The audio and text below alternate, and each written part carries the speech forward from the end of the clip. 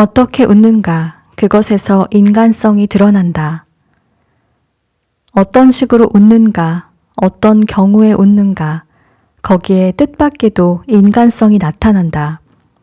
예컨대 타인의 실수를 멸시하며 웃는지, 이유의 기묘함으로 웃는지, 세련된 기질을 재미있어 하는지를 통해 인간성을 알 수 있다.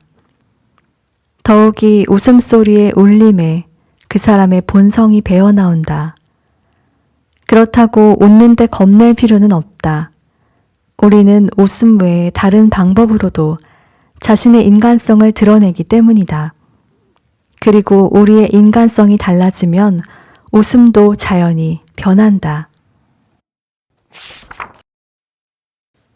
너무 이른 성공은 위험하다. 너무 어릴 때 성공하여 공적을 쌓고 추앙을 받으면 그 사람은 오만과 같은 삐뚤어진 감각에 사로잡혀 동년배의 사람이나 차근차근 노력해가는 사람에 대한 외경을 완전히 잊어버리고 만다.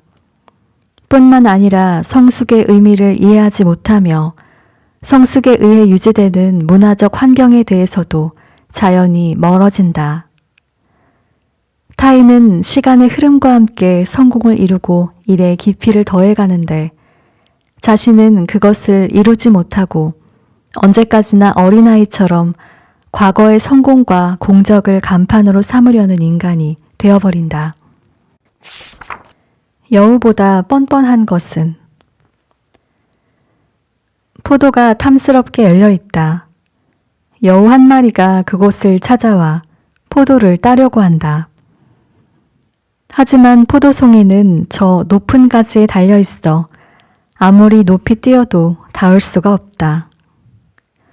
이윽고 여우는 포도를 따겠다는 생각을 포기하고 저 포도는 어차피 쉬어서 먹지도 못하게 틀림없어 라는 말을 한마디 남기고 가버린다. 이것은 이솝 우화의 32번째 이야기다. 이 우화는 자신의 실패를 인정하지 않고 변명과 억지만을 늘어놓는 행태에 대한 교훈을 담고 있다. 그런데 현실에는 이 같은 여우보다 훨씬 더 교활한 인간이 있다. 그런 인간들은 손을 뻗어 다른 사람보다 먼저 많이 차지할 수 있었던 포도송이에 대해서도 너무 쉬어서 먹을 것이 없었다며 거짓 소문을 낸다. 자신을 발견하고자 하는 이에게 자신이 어떤 사람인지 이해하길 원하는 사람은 다음과 같은 질문을 자신에게 던지고 성실하고 확고하게 대답하라. 지금까지 자신이 진실로 사랑한 것은 무엇이었는가? 자신의 영혼이 더 높은 차원을 향하도록 이끌어준 것은 무엇이었는가? 무엇이 자신의 마음을 가득 채우고 기쁨을 안겨주었는가? 지금까지 자신은 어떠한 것에 몰입하였는가? 이들 질문에 대답하였을 때 자신의 본질이 뚜렷해질 것이다. 그것이 바로 당신이다. 우정을 키우는 재능이 좋은 결혼을 부른다.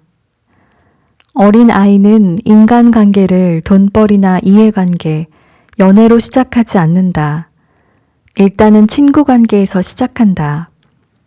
즐겁게 놀고 싸우고 위로하고 경쟁하고 서로에게 제안하고 여러 가지 일이 두 사람 사이에 우정이라는 것을 형성하고 서로는 서로에게 친구가 된다. 혹여 멀리 떨어져 있게 될지라도 여전히 친구로 남는다. 좋은 친구 관계를 쌓아간다는 것은 매우 중요하다. 우정은 다른 인간관계의 기초가 되기 때문이다.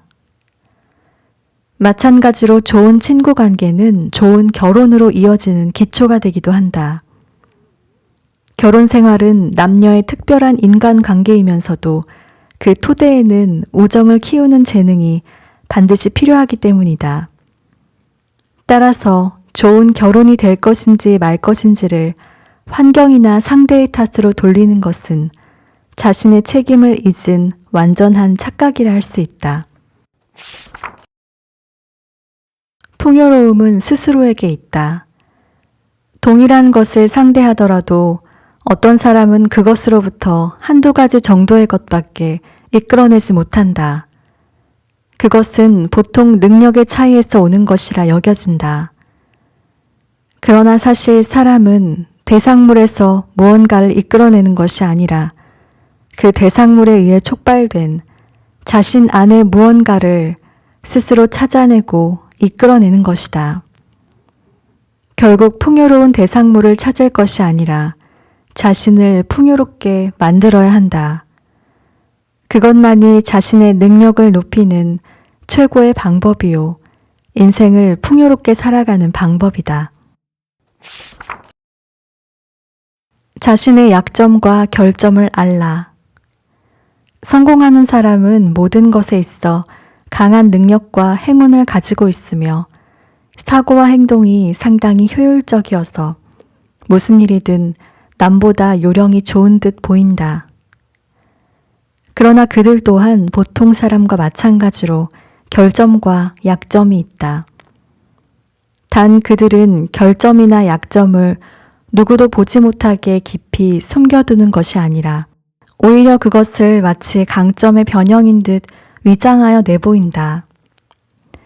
이것이 가능한 것은 그들이 자신의 결점과 약점이 무엇인지를 정확히 알고 있기 때문이다. 대개의 사람은 자신의 약점에 대해서는 보고도 보지 못한 척 외면한다.